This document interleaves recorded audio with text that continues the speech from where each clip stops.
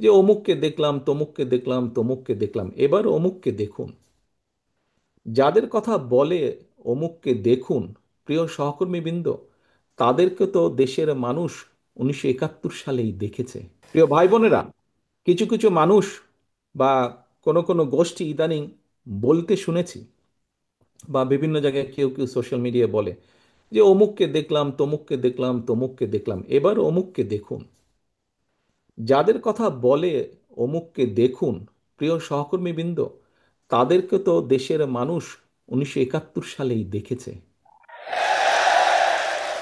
যে 1971 সালে তারা তাদের নিজেদের স্বার্থ রক্ষার্থে কিভাবে লক্ষ লক্ষ মানুষকে হত্যা করেছে, ঠিক যেভাবে পতিত স্বৈরাচার পালিয়ে যাওয়ার আগে হাজারো হাজারো মানুষকে হত্যা করেছিল ক্ষমতা ধরে রাখার জন্য।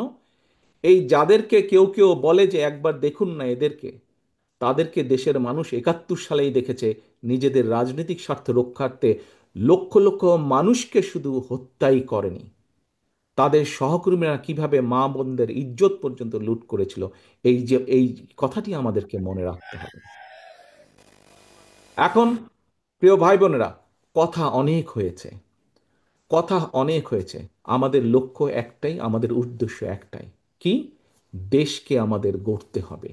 এই দেশকে শহীদ জিয়া গড়েছেন।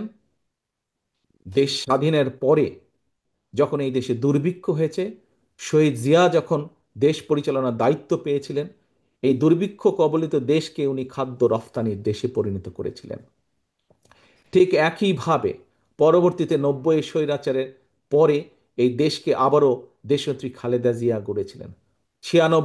2001-এর পরে আবারও ধ্বংসপ্রাপ্ত দেশকে, একটু আগেই বললাম তোমাদের সামনে একদম তথ্য প্রমাণ আছে, দুর্নীতি নিমজ্জিত একটি দেশকে কিভাবে খালেদা জিয়া আবার উপরে উঠে নিয়ে এসেছিলেন।